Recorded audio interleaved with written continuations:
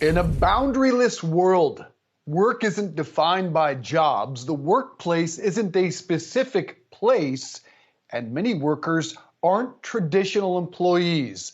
That is not from the trailer of James Cameron's upcoming blockbuster film. That's from a massive study on the future of work. In it, Deloitte polled more than 10,000 business and HR leaders from more than 100 countries across every industry. Steve Hatfield is Deloitte's Global Future of Work leader. He joins us now. That was my best movie trailer voice. That's why I'm doing this for a living. Steve, good to see you. I want to break that statement in half and start with the beginning. A boundaryless world, work isn't defined by jobs. What do you mean by that? Well, Dave, great to be here. Thank you for having us. And thank you for that introduction. So what we found in this latest trends report, and this is the 13th year of our trends report, so we've been watching these trends for that long, that there's a palpable shift from work being defined as something that's repeatable and something that's structured into something that's much more agile and much more fluid.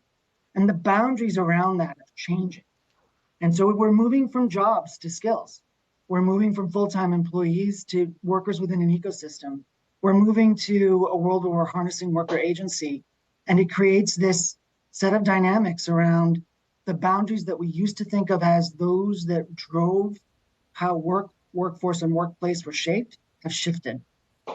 And Steve, to that point, there's been a lot of talk about returning to the office. More and more companies, Disney's Bob Iger coming out yesterday saying employees need to be back in the office 4 days a week. Is that something that you think isn't going to stick and employees aren't then going to put up with if, in fact, there's a massive, massive priority and a massive emphasis on mobility and flexibility? Yeah, the nature of the hybrid model, the demands of sort of the agility that we're talking about in the trends report, the way in which workers are all able now to sort of interact on digital platforms in our new digital workplace, it speaks to a trend of the workplace itself being very different, not being the place that we go to perform our jobs, not going to the place where we get the work done, but rather it's an input to the work itself. And so we're urging organizations to sort of clock into that, to think about, well, what work needs to be done in a physical location versus a virtual location, and tap into the workforce sentiment that's been really clear about them wanting the kind of flexibility that exists within a hybrid model. So in our Millennial and Gen Z study from earlier this year, 75% of them globally would want a hybrid work model. In our Women at Work study, it was 65%. And so when we look at the dynamics around the current trends report, we sort of see that the issues around this boundaryless world, this ecosystem-driven, digital workplace-enabled, skills-focused kind of work environment means that there are some real obstacles to getting that to happen. And one of them is actually legacy mindsets. It's the largest obstacle in the way of making these kinds of trends take place in the workplace. So several questions arise from all that. But at the core of all of it is, what can we, employees, do to prepare for this?